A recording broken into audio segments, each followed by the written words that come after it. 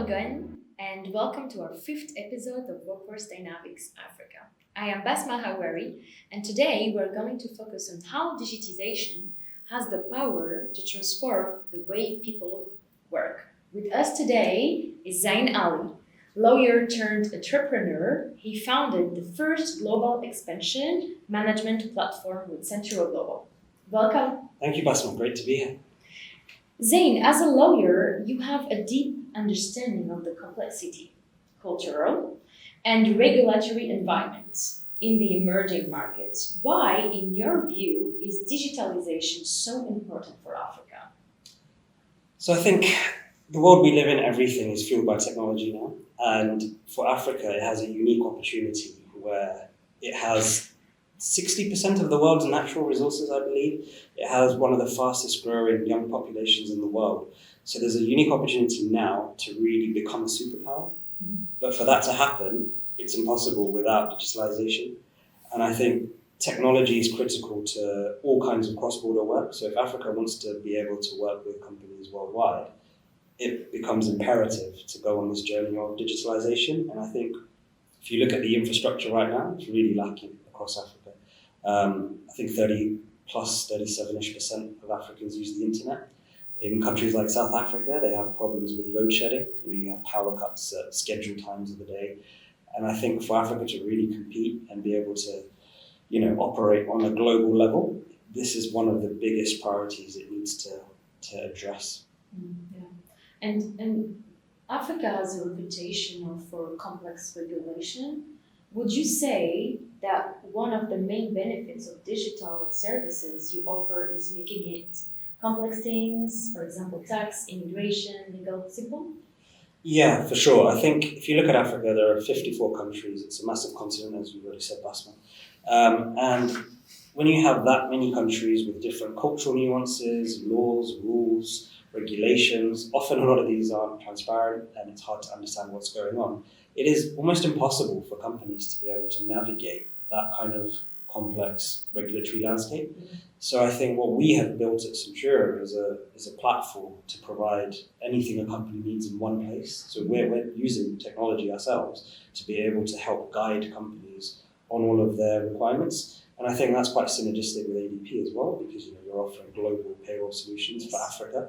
It's covering all 54 countries from those HR payroll aspects, and we do the same with immigration, tax, employment law. And I think last year, 2024, I believe there were around 19 elections in Africa. So as a new government comes into power, obviously laws change. So everything changes quite regularly. It's not just there's 54 countries with 54 different types of regulations for all these different areas, but then those regulations change. So you need technology to be able to stay up to date with that. And that's what we do at Centura and why we are proud to kind of be here with ADP as well. We're proud too. Can you share example of complexity projects? Complex projects, yeah, we've helped, a lot of the projects we do in Africa are complex. So I can give you a couple of examples without naming clients. Mm-hmm. So we had one client that came to us. They were working on a project in Ghana, actually. Yeah. So it was a construction company, massive project, won a multi-billion-dollar bid in Ghana. And by the time they approached us to support with immigration. Mm-hmm. And what they'd found is they'd spent a lot of money with kind of traditional providers to set up a presence in Ghana in order to be able to work on this long-term project. What they'd got wrong is they had only been focusing on how do we set up an entity for the cheapest cost. They'd been given the advice, they'd set up an entity. By the time they came to us and said, now we need to relocate foreign workers in to work on this project, we looked at it and we realized they'd set up the wrong entity. They hadn't been asking the right questions because there are rules around how many foreign workers you can have in a market.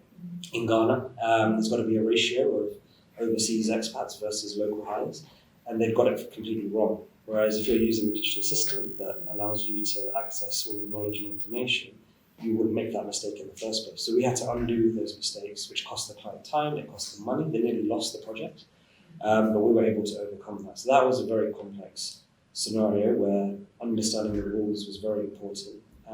Another example I have is in the DRC. So we had a client who, again, was in the construction space. The government decided to do an audit over their construction sites, And for some reason, they decided that a lot of the foreign workers were not compliant. They seized their passports and basically paused the entire project, and these people were stranded. And so we had to go in and kind of unlock the regulations and understand why this had happened. And I think, that's one of the risks when you're working in a continent like Africa. People need to be up to date with the regulations, the requirements, compliance. Absolutely. And that's why at ADP we find that a single unified solution gives employers insight into their business to take the better decisions. And that's anything from information and time and cost spent on certain project to being able to identify skills gap in the workforce. So from your perspective, what insights are key to your clients going forward?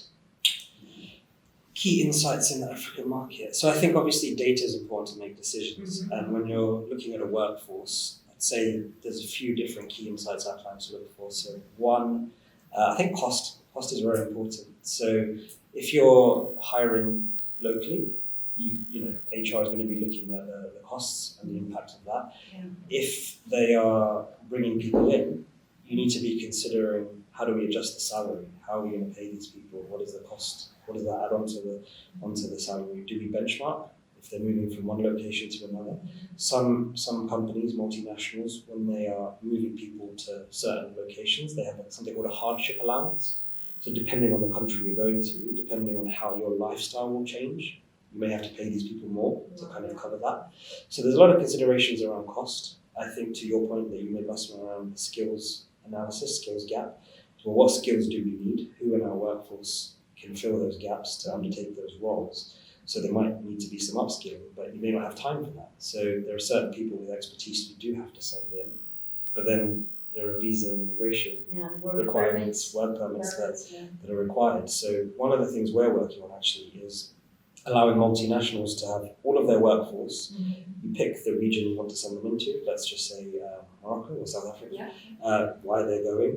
And what our AI system will do is it will analyze the work permit requirements, and based on people's nationalities, existing visas or work permits, things like that, who can actually get in on time, and we'll start to make recommendations.